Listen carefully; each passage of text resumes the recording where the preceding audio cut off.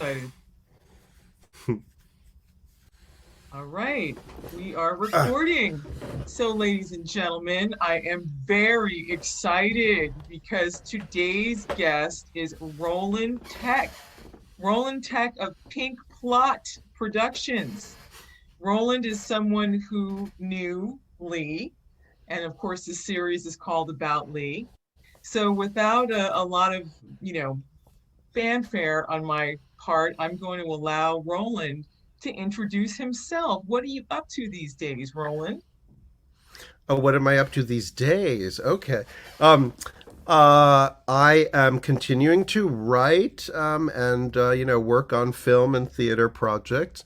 And I'm also the pandemic pause has really inspired me to offer a lot of online um, events for writers. I'm hosting a weekly open mic where people can just come and share 5 minutes of work, which I'm finding really like gratifying for my soul right now. Offering people a way to connect. Um, and I'm teaching a lot. I'm teaching at the Dramatist Guild, and I'm also teaching on my own. I'm teaching online writers workshops. So I'm doing a bunch of different things. Oh, one other thing that I'm doing, which you might find interesting. Well, I don't know. I find it interesting, which is that that I'm getting back in touch with my musical roots, and I've been writing some songs, and I'm actually writing some pandemic songs. And I have a friend, Cozy Sheridan. She's a singer songwriter who hosts like a monthly songwriting workshop, and I've been going to that, and that's been fabulous because I don't like that's like a world that's like sort of a little bit removed from mine, Well, and you're that's not been a Broadway right. musical Right. junkie Ex- necessarily. It, exactly. yeah. Yeah. So So, so you are doing these uh teaching at the Dramatists Guild in person, or is this also another online thing that's going on? everything is online. Okay. Everything that I'm teaching is online, and quite frankly, I am not sure when we're going to be back in person, particularly for theater. I mean, I don't know. It's just, it's strange. But I assume that you might want me to tell you how I met Lee. Or Yes. am I segueing too fast? Am I No, you're moving doing too a fast? great job. I like to let people talk, but I also want everyone to know, who you are and what you're up to. It's important. So Well, thank you for that. my meeting Lee, I met Lee at an interesting time in my own personal history because I was a writer and a director, and I took this job at the Dramatists Guild to at a time when the Dramatists Guild was really trying to turn over a new leaf, to try to be something more than an old boys little club for Broadway, for Neil Simon and Arthur Miller. And, I mean, I think the only woman I ever heard about in the Dramatists Guild uh, was, oh my God, I'm blanking on Little Foxes. Oh, Lillian Hellman.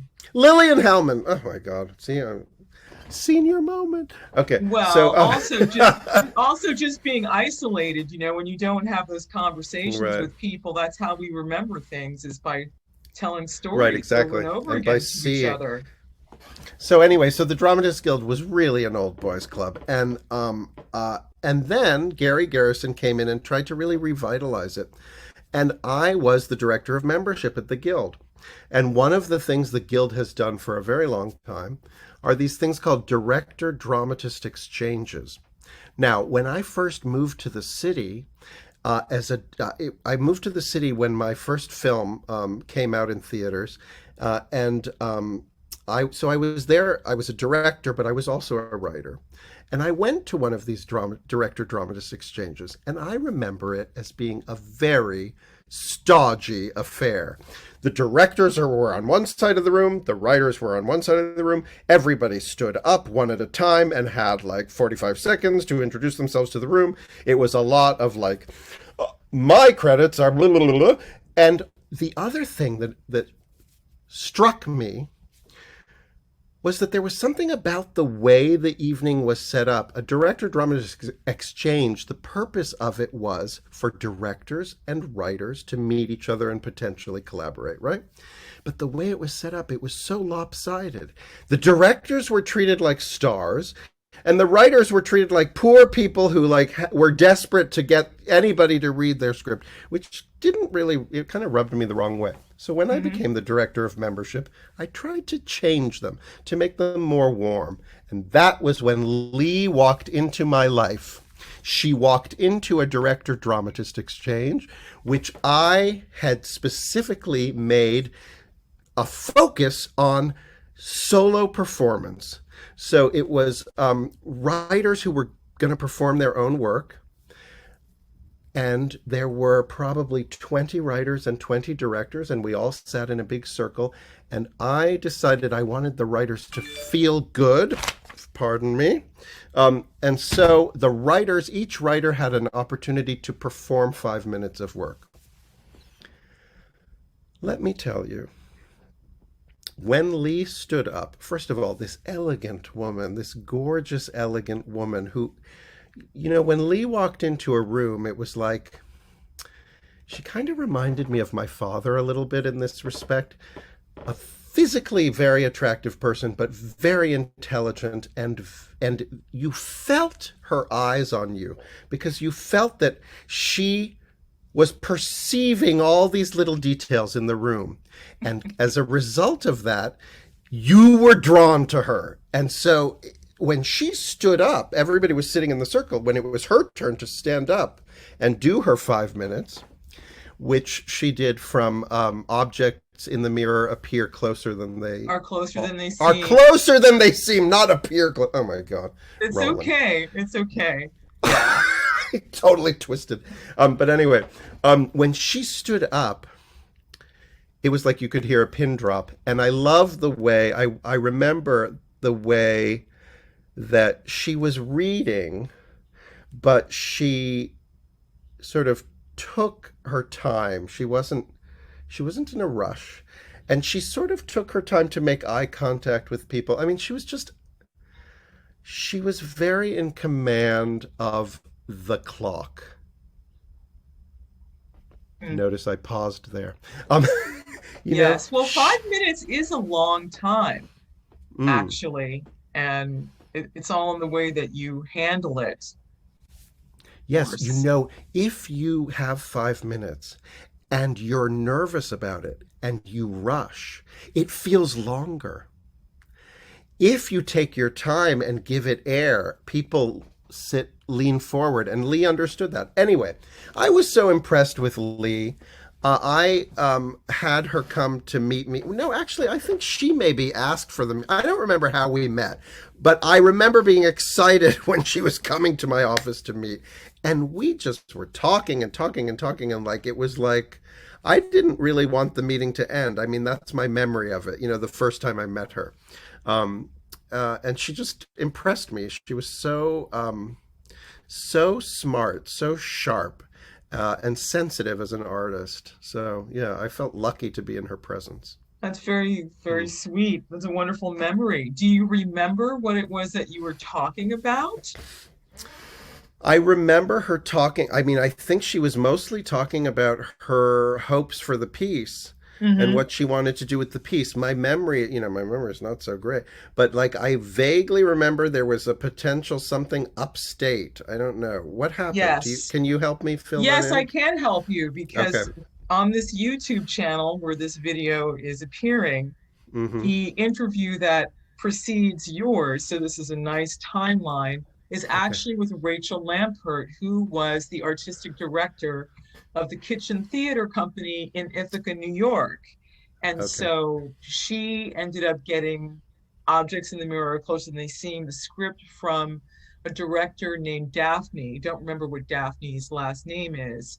And Rachel agreed to produce it because seems like kismet as you were trying to rejuvenate and re-energize this club. Rachel was also in the process of trying to do the same thing with the Kitchen Theater Company in Ithaca to make it more welcoming, to have Mm. more diversity and had specifically decided to do a series called Counterculture, which welcomed solo works, Oh, works performed actually by the people who wrote the works. So that's what was that's going on. fantastic. Yeah. And then and I don't know. Now I'm kicking myself. How come you know what? I suspect she didn't invite me because she was probably being very like polite or something. I don't know. I don't know why wasn't I there? I wish I had seen it. Huh. When was it? Do you remember what year it was? Yes, it's actually the 11th. We just passed the 11th anniversary of Objects in the Oh, Mirror Are Closer Than They Seem. It was performed February 12th, 13th, and 14th of 2010 for this little series called Counterculture, right, also a play on words of kitchen, kitchen right. counter. And it did very well. Rachel said that they had more people than they had ever had, and they also were had more, people of color. They had more Black people coming into the performances, and that That's great. essentially, I remember my mother telling me that it was sold out. It was like a little mini run, but it was sold out, and serendipitously, on the day that your parents eloped on Valentine's Day, that was Lee's birthday, was the day that was the last performance in that run. So I don't know why she didn't. That's I wild. don't know why she didn't invite you. Hmm. Maybe who knows? I'm sure Lee, she's will you regrets it. send me a sign, Lee, please? But I'm sure she I will. adored her, and I don't recall the next time that I saw her. I don't remember what it was, but I think it must have been another event like that. You know? Um, Hmm. Well, she did go to France. I mean, by 2011, she was off. oh, that's right. That's right. She was. Yeah, that's right. She Yeah, was off to the proverbial and races there. we had email exchanges from time to time. Oh, And I really? wish, yes, she emailed me. I wish that I had access to those emails, but those were at the Guild. Because I was thinking before this, I was thinking, oh, I'd love to like review my emails because I always felt a great. I was always happy to hear from her, and yeah, Well, maybe there's a way you can excavate them. I mean, digital never dies. So yeah. maybe I'd have maybe to it's on the call like server an IT somewhere. person. Yeah, Yeah, might be on the server somewhere. Wow. and So, and then when mhm. did I meet you? Because she introduced me to you. I don't know if you remember that. Do you remember that? No.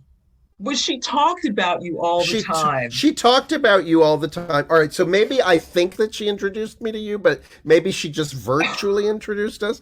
I don't know, but like I'm pretty sure. I don't know. Anyway, No, I would no. If I would have met you, I'm pretty sure I would have remembered if she had, if she had, made the introduction. But I mean, at least in 3D.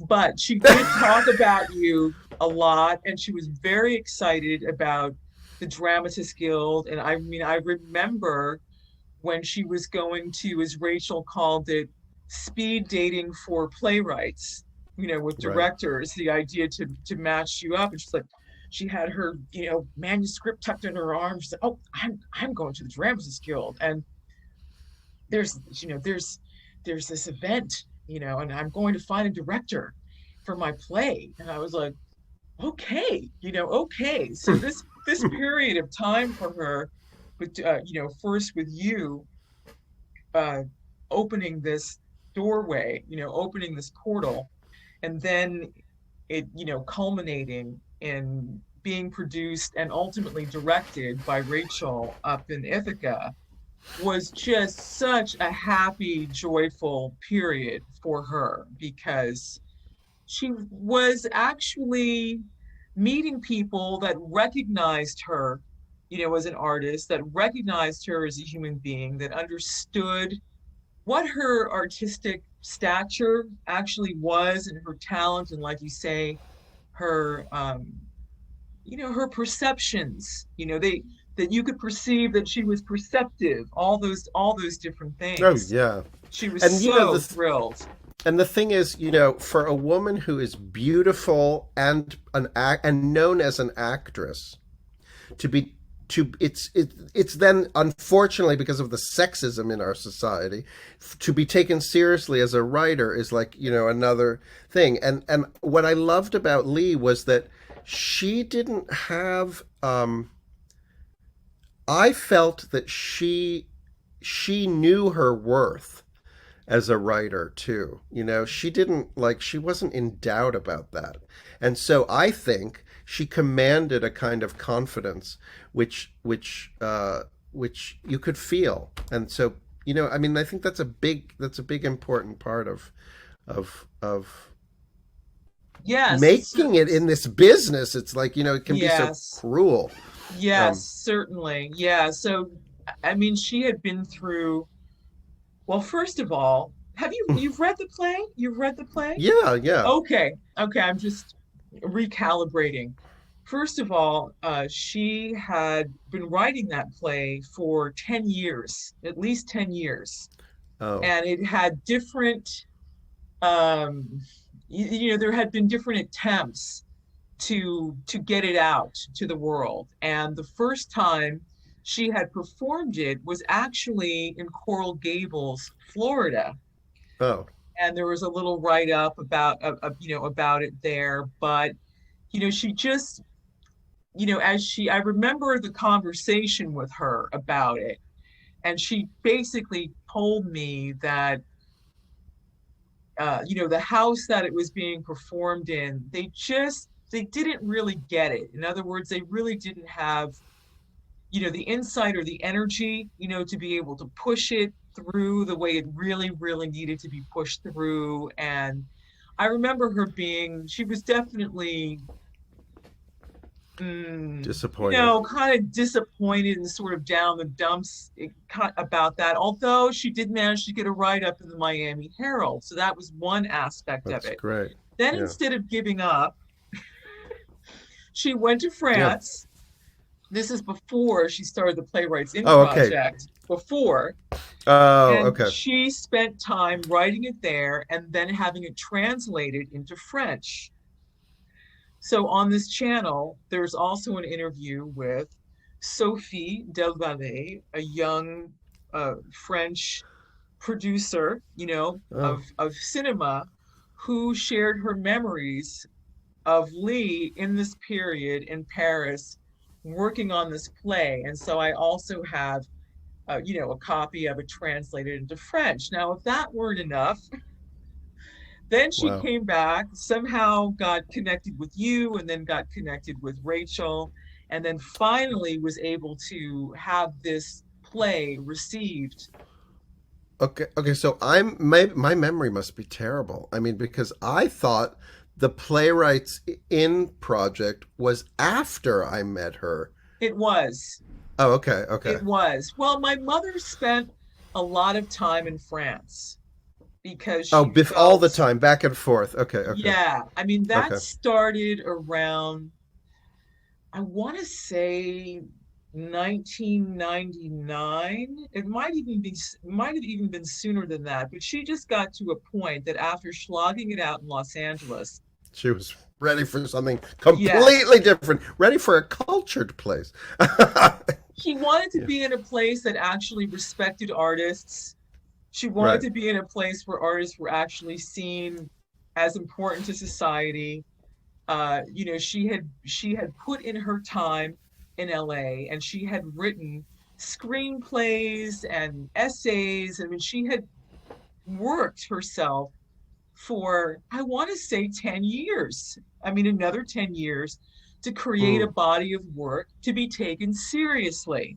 But right. the problem with Hollywood, as we know, I mean, it's extremely tough. It's extremely Racist, it's racist, sexist, and in ageist. ages. All three of those. So, yeah, Right. And so those were the things that she was confronting, which infuriated me. Well, of I course. was basically like, forget Hollywood, forget it, go off and make your own Hollywood, go and do something yourself, forge a new path yourself. You're never going to meet, the quote standards or goalposts in that atmosphere because one, it's subject to fashion and it's Mm, always moving, and the people that are controlling that world, they're not invested in all at all in what it right. is that you have to say, which is extremely important. And then also the other thing, mom, is that You you should, have millions of fans. I mean, you actually have right. so many adults now that grew up watching you teaching them how to read and write, or Yeah. or pronounce words, and that have been following your career for decades. I mean, you're a working actress. I mean, Patti LaBelle is a fan of yours. I don't think so. The thing to do really is to try and make a more direct relationship and cut out these middle people who are just so demoralizing. And then, as Rachel was pointing out when I interviewed her, that a lot of what Leah was doing was really ahead of its time.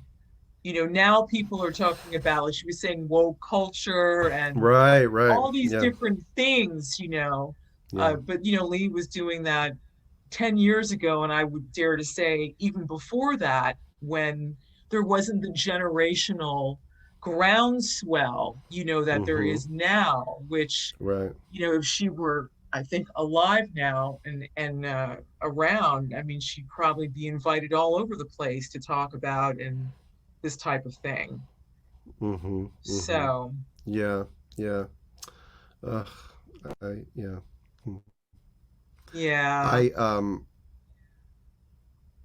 I, I wonder, as you were talking, I was thinking, I wonder to what extent was I unconsciously um, drawn to her because of having seen her as a child. I don't know if that, you know?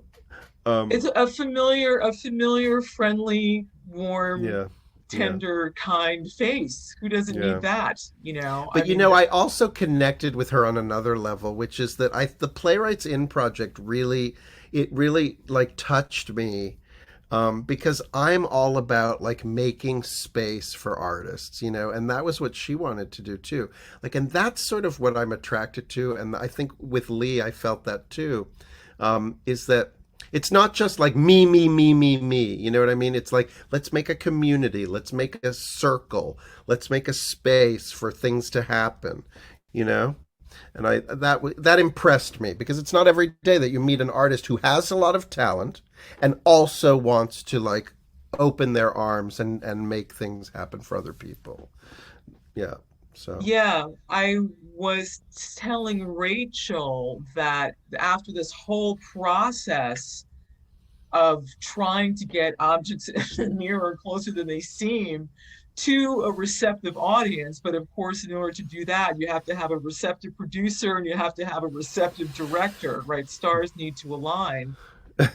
Sort of, right before she finally had this breakthrough with you guys, she just said, or one day she was articulating the reason why she wanted to start the Playwrights In project. And she said, this is just too hard. I mean, this is too difficult to try and mount a play. And Mm, she was modest, but still, she's like, I'm someone who is still well known. right. I mean, I've actually been Well working regarded and right, right, and all of exactly, that, and right. I can't catch a break. Now, if I can't catch a break, what about the other playwrights that are really, working in obscurity that have never been in front of the camera, who don't have that facial recognition? It's, you and a piece of paper and a typewriter. I mean, I think that's one of the strange, well, sad, I would say, not strange. It's a sad irony that society, the culture, we need writers desperately. We need their work, we need their vision, and at the same time, everything in the business is constructed to communicate to writers you're a dime a dozen. We don't need you. We don't, one writer, too many writers, and so it's just, it's very hard for writers to not take that in and, like own this kind of idea that like, oh, who needs what I have to say? Who wants to hear from me? Why would anybody, like all that stuff. It comes from the way that the business is structured, really. Well, as we're dismantling, the patriarchy, as we're dismantling, racism, as we're dismantling kind of plantation mentality that is really infected Yes. all layers of American society, and to be able to reclaim that self-worth.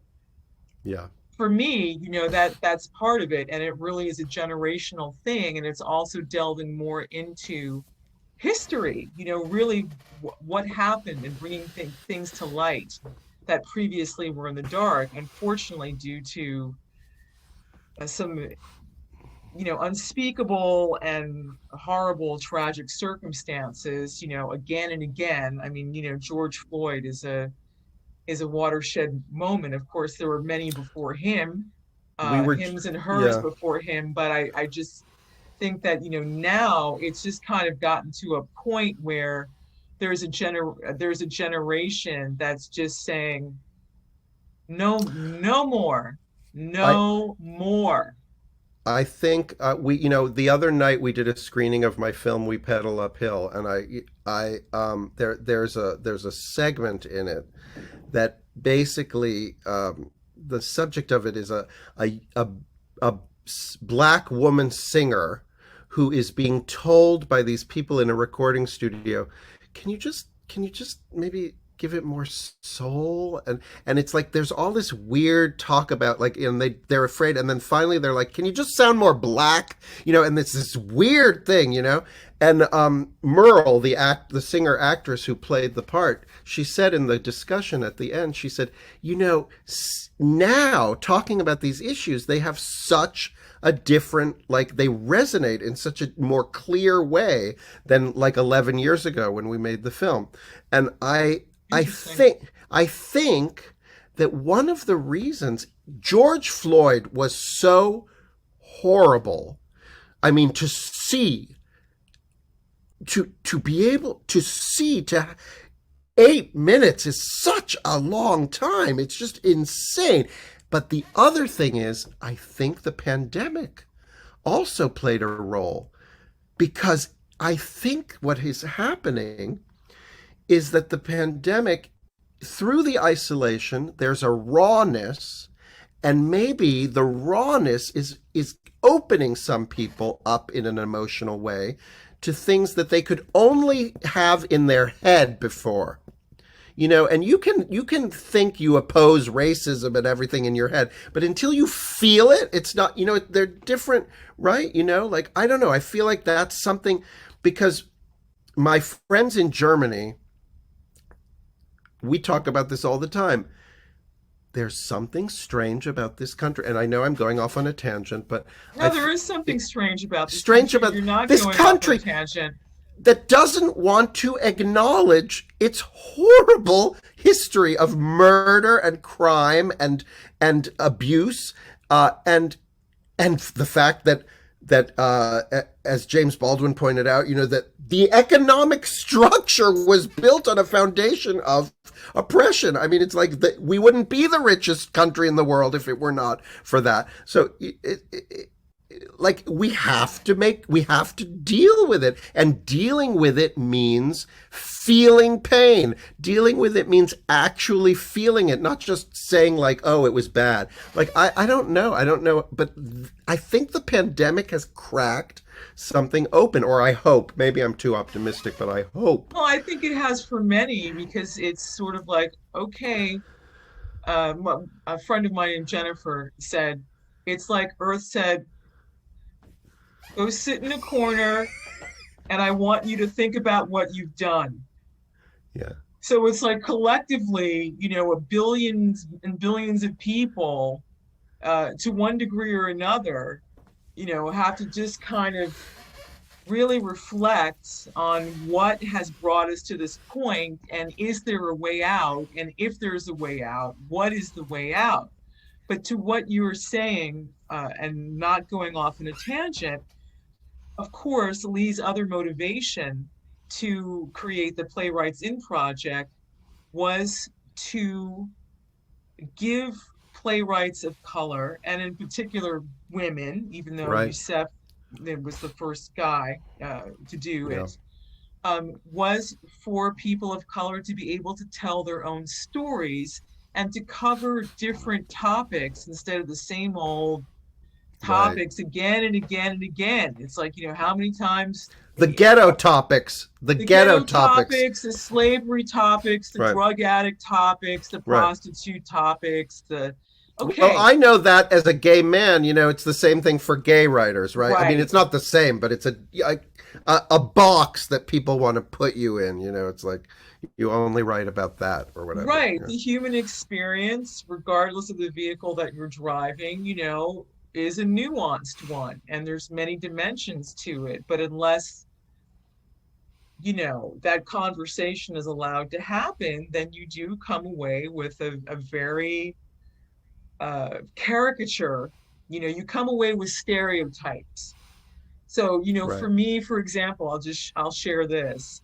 When people make these cracks about gays, or gay men, homosexual men, as if they're only interested in sex, and that every time they see Right. a Right. man, that they immediately want to have sex with that person, and this and that, and I'm just like, that is ridiculous. I mean, okay, you're just take you as an example, as a heterosexual woman, for example, or a heterosexual man.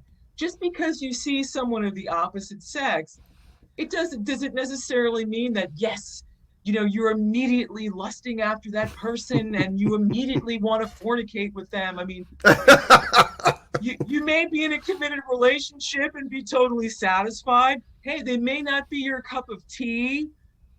Maybe you're practicing celibacy. I mean, there's so Right. many things, but there's just this ridiculousness, to that narrative, and it really curtails the complexity of the human condition. I mean, I think things are a lot more interesting than we are given credit for. Mm-hmm. Mm-hmm. Right. So And let me, go ahead. Go oh, ahead. I was going to ask you, but I'm cutting you off. But I was going to ask you, if you could ask Lee something, what would you ask her?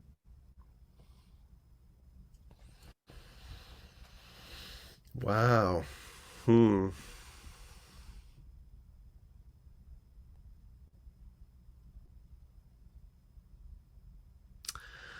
I think if I could ask Lee something, I would ask her something I would ask her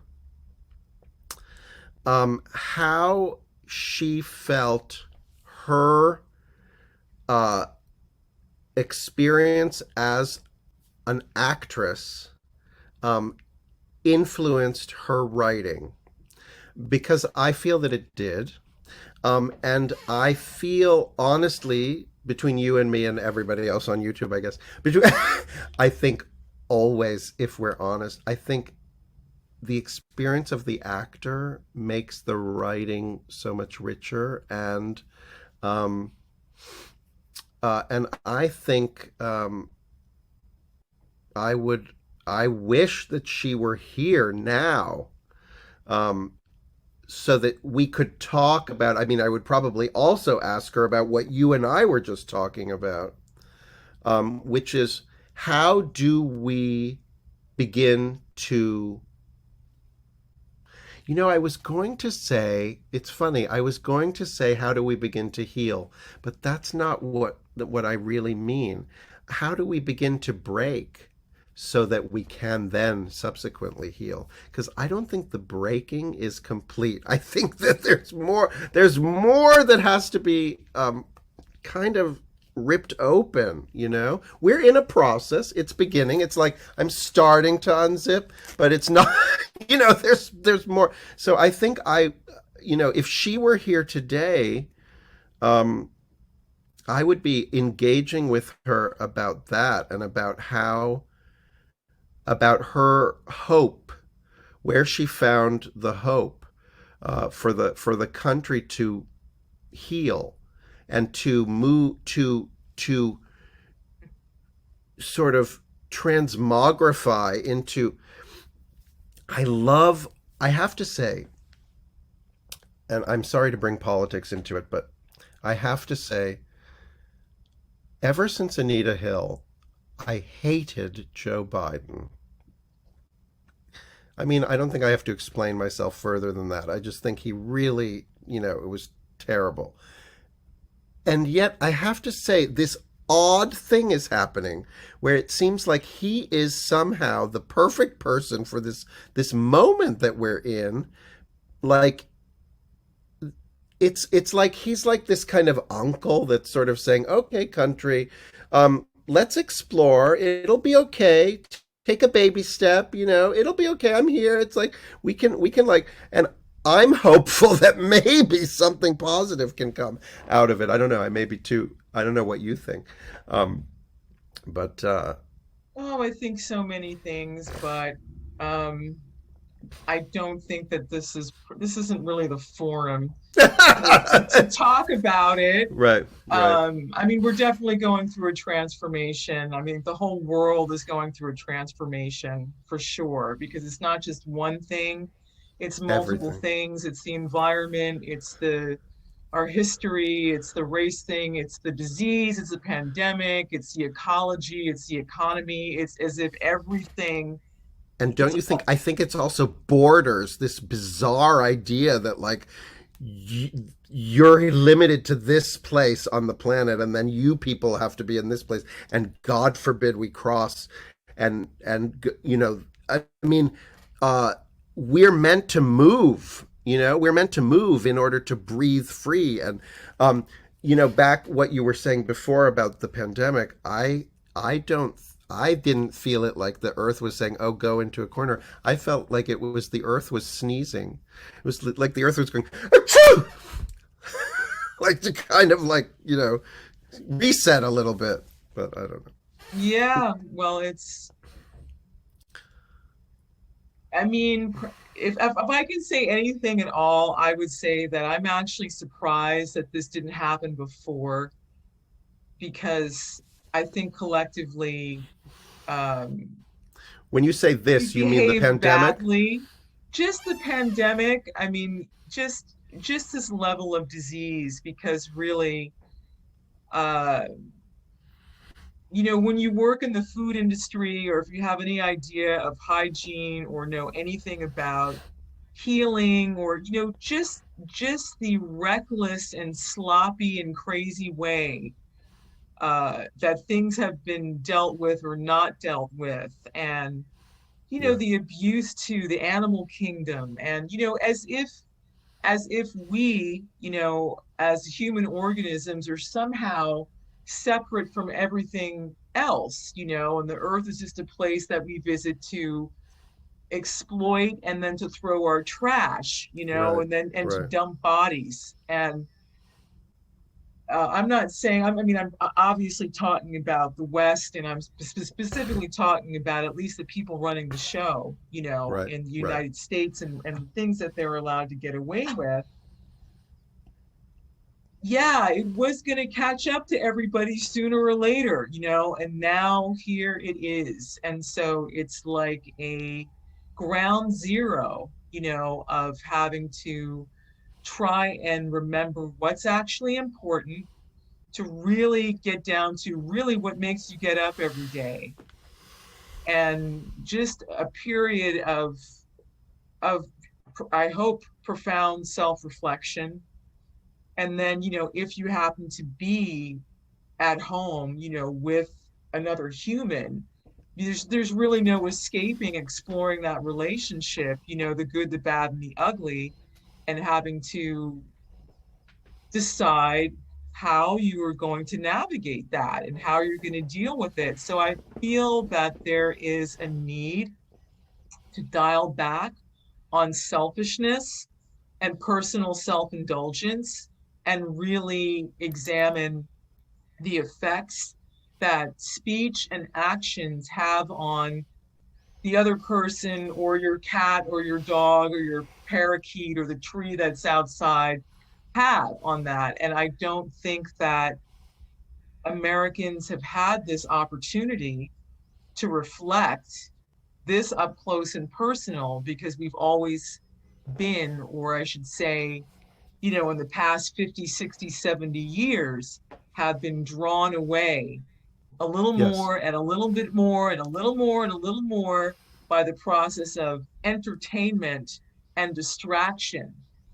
Distraction, and also I think navel gazing and sort of self obsession. And I think the beautiful thing about what's happening now is that through this isolation, which is so painful, and I can say as somebody who lives alone, but even if you're living with someone, because two people alone together for 24, I mean, that's not natural either.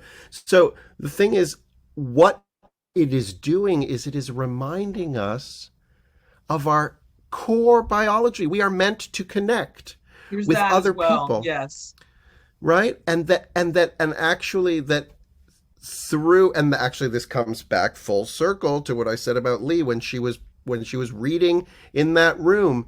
She was looking at the page and reading the words and making eye contact with every person in the room. It was about having a shared experience.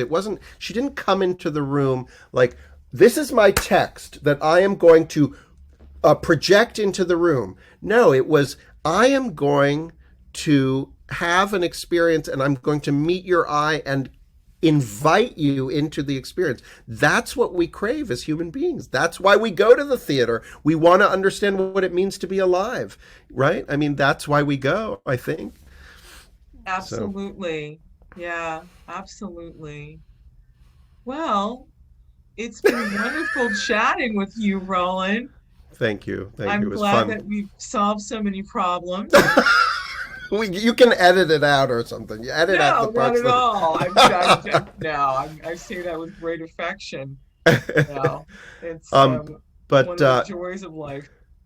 I enjoyed seeing you, and I miss you. But you're committed to California now. I can feel it. You love it. Well, I'm here, so I'm making the best of it, and I'm married now, I know. so I know. it's kind of an anchoring experience. So, sometimes you wish it weren't,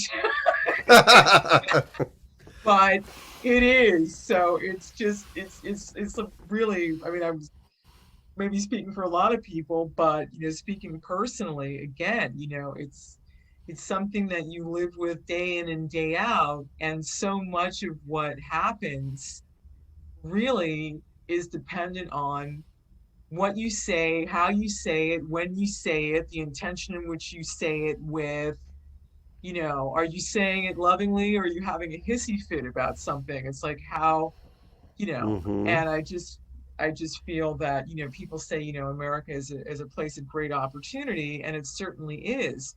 But it's also been a place of great self-indulgence and selfishness. And I think it's just good to have this period where we can, examine, what's beneficial and maybe what's, really detrimental, even though on the surface it might not seem like it is, like instant gratification for everything Right. isn't necessarily the best thing for a child or an adult or, a nation in general. It's really important. I mean, I don't know, I just see the way so many people are suffering, and a lot of it seems like, it's sort of a mental and emotional anguish because many people do not have any sense of what it means to sacrifice, in a sustained manner, what it means to perform austerities. In other words, character building, as our parents Mm, used to say, this is going to build your character. It might not be easy, but it's going to build your character. And yeah. that really is what makes or breaks a human being. That's a person is either going to, and it's fine to have bad days, or I'm not saying that. There's a layer of compassion there. Yes, cry and do whatever you have, but unless you're able to persevere, and go through the experience and come out of it, in the other end with a deeper perspective and a deeper self-understanding, then you're just going to be a puddle of tears and a hysterical, you're going to be a hot mess. And that's not Right. going to be able to help. You're not going to be able to help yourself or help anyone else, because you can't think, when you are absorbed by fear and panic and self-pity. It can be difficult, to look around and try and seek opportunity and new ways of being and connecting and innovating without it. But don't you also think, I think people cannot thrive without other people.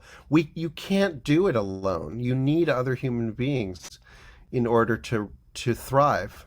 Yes, Don't you? Don't you I'm not. think? Yeah, of course, of course. Um, sure. I mean, that's important. Um, but it's also really important to know how to be by yourself too, and it's Uh-huh. important to be Sure. able to entertain yourself. Yes, not to just yeah, yeah, yeah. Like reading books, for What's a book? example. Can you Yeah, just things like that, or hobbies. I feel like this is probably going to result in an upswing into people learning how to do things again, like playing the ukulele or plant a garden, plant a grow garden, food or something, what, right? whatever it is, things that we used to do, not that long ago. We're talking about like 50 years ago, where it was like your parents said, go play outside. You Exactly. go play Exactly. outside, and you go outside, and what's outside, and maybe there isn't that much, so suddenly your block becomes, this is a fortress, and this is where you hide behind, and Exactly. you Right. use your imagination, to Yeah. invent a world for yourself. Or not that people are exactly going to the library now, but you can certainly, you can order books from the library or whatever, read and to explore that different world. And maybe you don't have people around you, but you have, historical figures or characters or so on and so forth. I mean, there was many an only child that made it through their childhood. You're an only child, right? Weren't you No, an no, only I child? have an Oh, older oh, sister. you have an older sister. Okay, I beg your I pardon. have an older sister. Yeah. Okay, but that do that. So I mean, I think there's definitely a way for us to connect with other people and to do it in a respectful and safe and sane manner, until we get through whatever it is that we're getting through here. Because ultimately, I mean, nature calls the shots. Right. Right. And I think that this We is a have to big accept that. reminder. I think this is a big reminder of a whole nation of people that forgot, and that have been basically been spending, 100 years or so trying to subjugate nature and, beat Hmm? her back. And, from everything, agribusiness, all these different, things to like control, and I Because think instead of harmony, instead of trying to find the harmony. I think beating back nature is just another form of denying death. It's like beating, like, pretending that nature doesn't control, that it's not a force, is a form of the denial of death, which we can't escape, no matter how much we convince ourselves that we might. Yeah, I agree. And it's, well, now, yeah, I mean, now it's another story. I mean, you know, close to home, and I might edit this part out, but close to Oh, home, there were some old family friends of ours who were married for 49 years, yeah. and they both got COVID, and they were both Oh in the my God. hospital, and they weren't allowed to be in the same room. He was in one room, and she was in, a room down the hall, or Oh, maybe two rooms down the hall. I don't know why they separated them. that's And weird. she died after 2 days, and he made it, but he was in the hospital for 2 more weeks, and then made it home. And I'm just Oh my trying God. to fathom. But I mean, I actually spoke to him, and he said, I was really like, he got home at Halloween, like October 31st of Oh all my God. times. And then he said, on Thanksgiving, I was really down in the dumps. You think, I was really depressed. Well, And then he said, and then Christmas came around, and I was just waiting for the shoe to drop, Christmas, death, your wife is gone of 49 years. And he said, Christmas right, came right. around, and I started looking through all these photo albums, of the two of us and all the things that we did. And he said, I Mm. started laughing at all. And he said, it was the first time I had laughed. And then he said, I just turned it around and thought, instead of feeling the void, I want to rejoice in the memory of all the good times that we had together, everywhere that we traveled, and all the objects we have in this big apartment comes from somewhere we went. He goes, there's a story behind each and every object. He goes, I still talk to her because our offices were next door, and I don't really need her to answer because I know exactly what she would say. Yeah. I was like, wow, dude. Yeah. I mean, he's 83. Can I just say this man is 83? Yeah. So I thought, Yeah. well, It's there's a amazing. lesson for you right there. Exactly. That's Exactly. amazing, That's what we need. We need to. Yeah. Yeah. Mm. Wow. Oh my God. I felt cheerful, when the time It's I hung hard. up the phone with him, because when I called, I was like, my heart was breaking because I've known them, or they've known me, since I was 4 or 5 years old. Yeah. And I was really, I thought, I don't know if I'm going to be able to hold it together on this phone call, because I'm one of those people that I'll go visit someone in the hospital to comfort them, and I'll end up weeping, and they have to comfort me, like they're on their deathbed. Right. It's happened, and that's when I said, okay, no, no more visiting people in the hospital for you anymore. You are of no comfort whatsoever. You can send a card, you can call, but you cannot Right. go in person, Mm. So I had Mm. the same kind of feeling going into this conversation with him. But by the end of it, I was like Jiminy Cricket and clicking my heels, and I'm going to remember this. And, That's you know, good. That's good. Mm. Mm. Wow. Mm. anything else you want to say, my love? I don't think so. I think we covered it. I mean, this was a Yeah. privilege. Thank you. Thank you for including me. I enjoyed it. And I Oh, hope that you'll promise me that when you come to New York that we can have a, post-pandemic drink or something or oh bite yeah, or for something. sure. Well, I was gonna come. The Right, plan right. was to come in 2019 because my Yeah. nephew was graduating high school in Massachusetts. So I thought, okay, Oh. we'll go to the thingy, and then we'll Mm-hmm. swoop down to New York, and we'll stay for like 5 or 6 days, and then, visit and brunch and whatever and cocktail with all Mm. the people, we haven't seen, and reintroduce the hubby and all of that. And then, well, you Right. know, that didn't happen. So we ended up attending a Maybe virtual graduation. Hmm? maybe 2022. I don't know. I really feel like, and I know no one wants to hear this, but I really think it's going to be 2023. Okay. I just feel like there's so many little, uh, Yeah. the finer details of dotting the I's and crossing the T's, like if you're going to get on a plane, Yeah. you have to be vaccinated, because I know people are like, this is taking away my freedom. And I'm like, well, did you see that when you got the vaccine for the chicken pox? I mean, what are you talking about? Because planes are dirty, but Right, right. I know a young man who was flying back from Italy, of all places, to the Netherlands.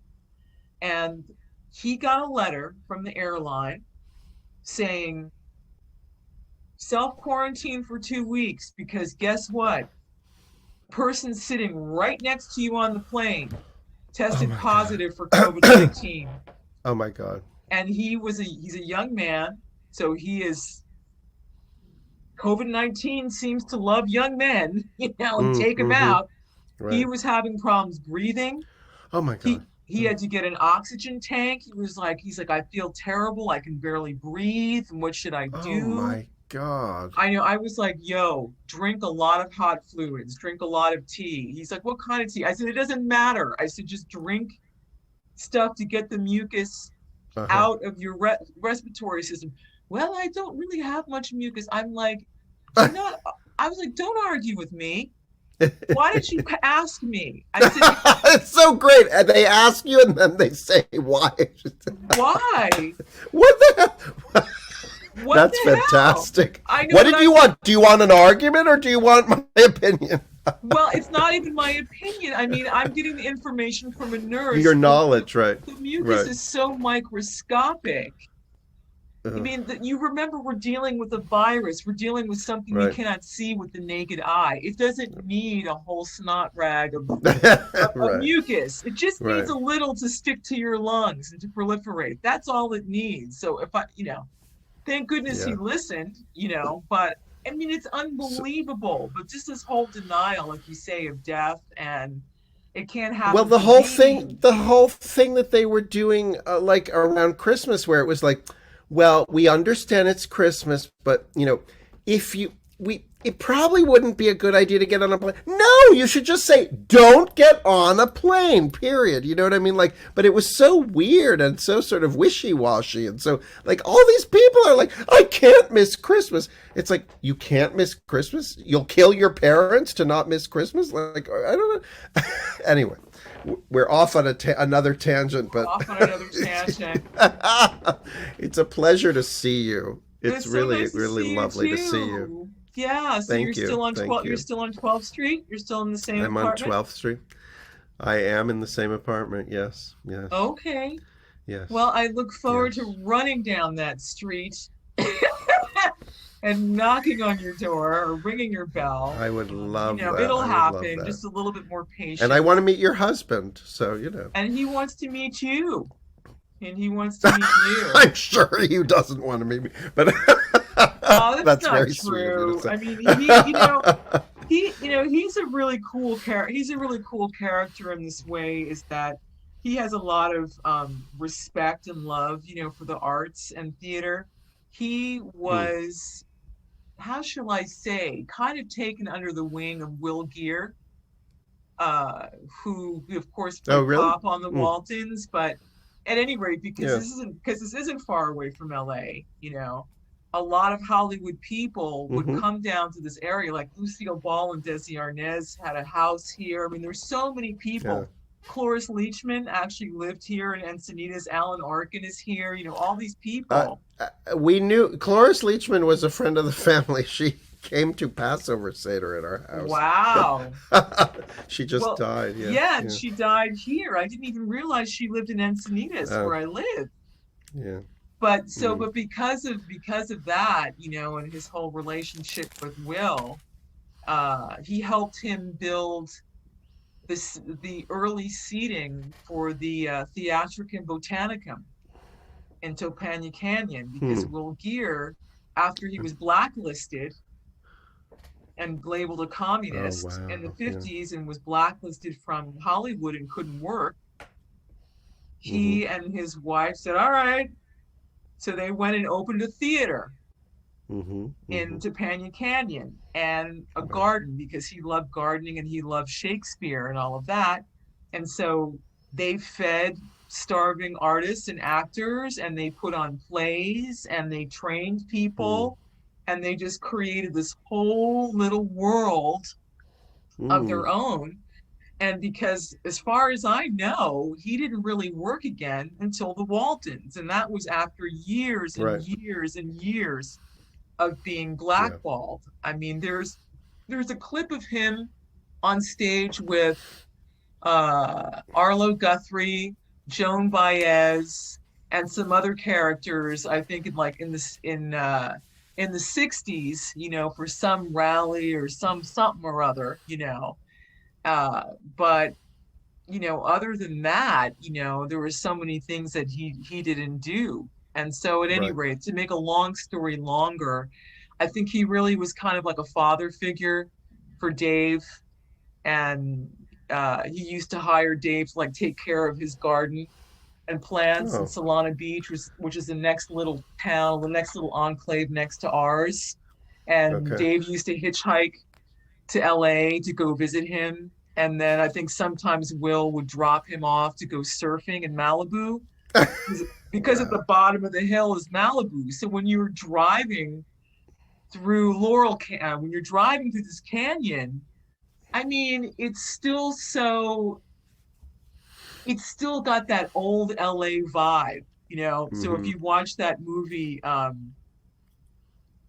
what is it with Leonardo DiCaprio and Brad Pitt? Um, Mulholland Drive? No. no, the new one by Quentin Tarantino. Something Oh, I like, didn't see that. Okay. oh yeah. Okay. Well, when you see that, you would love Okay. it just for the ambiance. When you see that, you're like, yeah, that was like LA, that time period, Hmm. Hmm. right before, like the '60s, right before everything got really, when Right. it was still like, when there were areas that were still country, when there were areas that were still just really Mm, remote, before the sprawl, before right. just the totally insane sprawl and development, later. Wow. So if you go through that area and what they carved out there, it's still like that. So his daughter is there, who is, she's 65 or 66 years old, she's his age. Hmm. And then the granddaughter, and then the Hmm. grandkids, and all of them are actors, and they're all doing Shakespeare and all this kind of stuff in this little grove in the hills of Los Angeles. That's cool. So Wow. anyway, just to make it, he loves music, and he loves theater. He loves the arts. He loves artists, and it's lucky for me. And before we hang up, which we have to in a minute because I have a 7 o'clock, but are you making music? Yeah, I am. I am. I'm busy releasing my back Good. catalog, but I'm actually in the process of having a conversation with two producers at the same time. One for a new tune, and I think like a new series of songs, and then another Oh. one for a song, a duet that we never finished almost 20 years ago. Talk about the pandemic and things coming out of the Mm. woodwork, Right. See, with that's great. Randy Jones, the original cowboy from the Village People, Really? Oh my God. Wow, that's fantastic. Oh called gosh. Disco Lullaby. So we never finished it. So I'm like, I think that this is the year that we should finish the tune. So Oh, yeah. will you send me a link when you have something that I could listen to? I would love to listen to Oh it. Like, yeah, okay. absolutely. Yeah, Okay. absolutely. Yeah, right now it's just sort of, finding the old tracks and finding the old stems, and the original music Right. arranger is working it up so it sounds better, and I sent it to the new producer. I'm waiting for Randy to get back from vacation, Right. all of that. But I think that that will be a lot of fun, and That's great. a nice piece of It's a nostalgia. great title. It's a great title. That's Oh great. yeah. I mean, Yeah. and Studio 54 and all that stuff. Yeah. He Yeah. was there. He was Wow. there. That's so Yeah. cool. Yeah. Great. All right. Well, have a great 7 o'clock Thank rendezvous. you. It was so wonderful to see you and stay in touch with me, all right? Promise me. Of Promise me. All course. right. Okay. All right. All right. Goodbye. Bye. Bye. Thank you. Thanks. Bye. Bye.